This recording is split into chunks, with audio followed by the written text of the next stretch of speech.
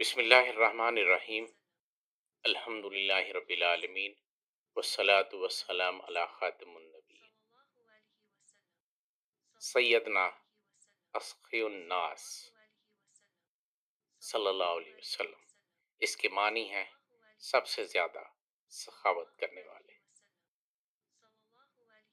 حضرت جابر بن عبداللہ رضی اللہ عنہ فرماتے ہیں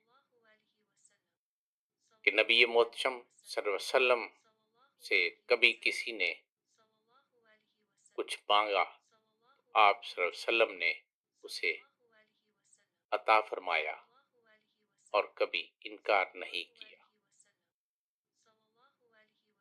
حضرت حسان بن ثابت رضی اللہ عنہ فرماتے ہیں